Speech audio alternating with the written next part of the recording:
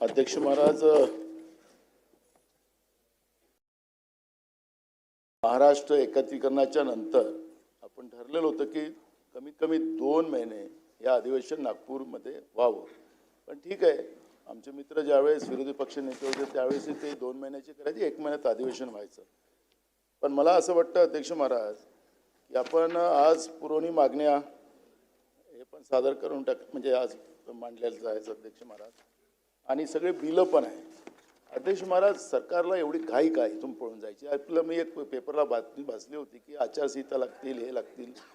अध्यक्ष महाराज, चाललेली प्रोसेस आहे ना. पण विधिमंडळाचं कामकाज सरकारला पुरवणी मागण्यास मंजूर करायची असतील तर मग काय करायचं अध्यक्ष महाराज? 1 दिवसाचं सेंट्रल हॉलला बोलवा. नानाभाऊ, आपण यापूर्वी पीठासीन अधिकारी म्हणून कार्य केलं असल्यामुळे माझा असं समज आहे की आपल्याला माहिती आहे सभागृहात होणाऱ्या कामकाजासंदर्भात आपण BSc मध्ये संपूर्ण चर्चा करतो आणि सहमताने आपण निर्णय घेतो. आपण या BSc ला उपस्थित नव्हतात, त्याची कारणं काही वेगळी असतील, परंतु BSc मध्ये या संदर्भात सर्वांच्या सहमतीने मी निर्णय घेतलेला आहे. त्यामुळे आता मी तुम्हाला या विषयावर अधिक बोलायला देणार नाही. शोक प्रस्ताव.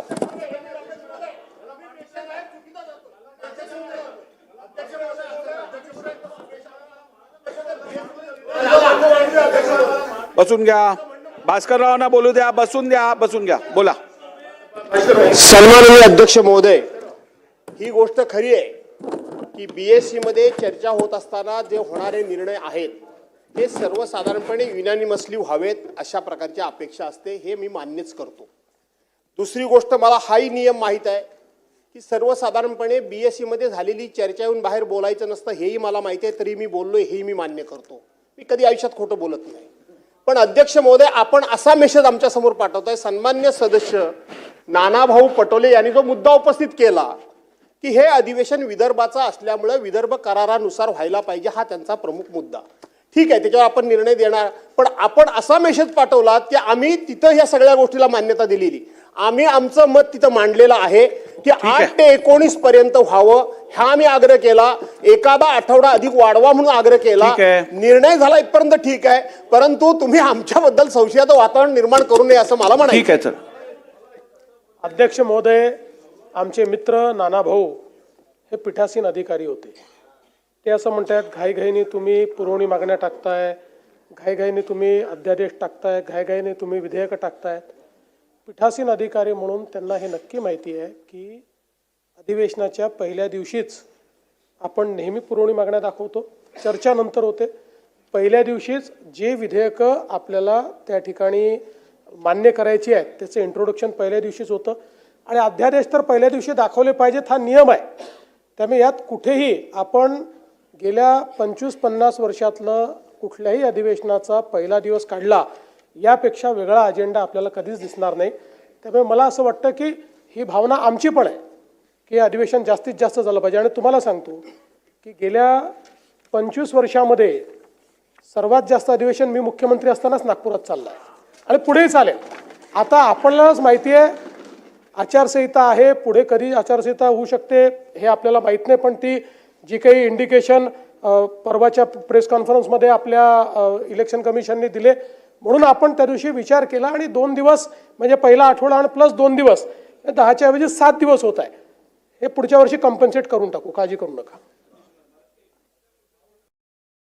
अध्यक्ष महाराज, मी पीठासीन अधिकारी होतो आणि अजितदादा त्यावेळेस आमच्या त्या मंत्रिमंडळात होते. अध्यक्ष महाराज, सगळ्यांना माहिती आहे.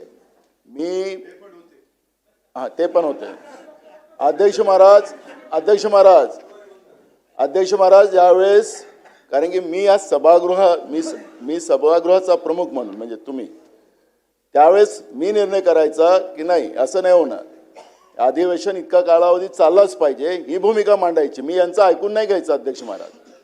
त्याच्यामुळे अध्यक्ष महाराज, मला माझी जबाबदारी त्या चेअरवर बसून मला माहिती होती की मी या सभागृहाला काय न्याय दिला पाहिजे, हे माझी जबाबदारी होती अध्यक्ष महाराज. मला तुमच्यावर काही आरोप आणायचा नाही अध्यक्ष महाराज. मी तुमच्याकडून न्याय याच्यासाठी मागतो अध्यक्ष महाराज, कारण की या सभागृहाचं तुम्ही आमचे प्रमुख आहात, तुमच्याकडे आम्हाला मागणी करण्याचा अधिकार आहे.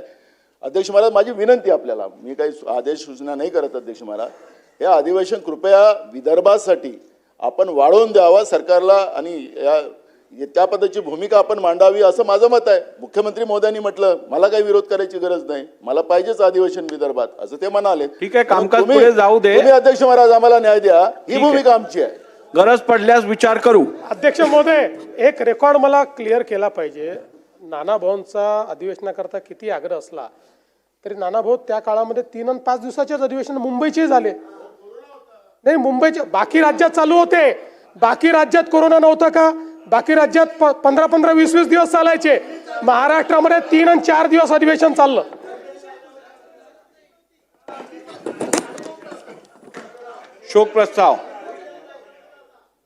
शोक प्रस्ताव.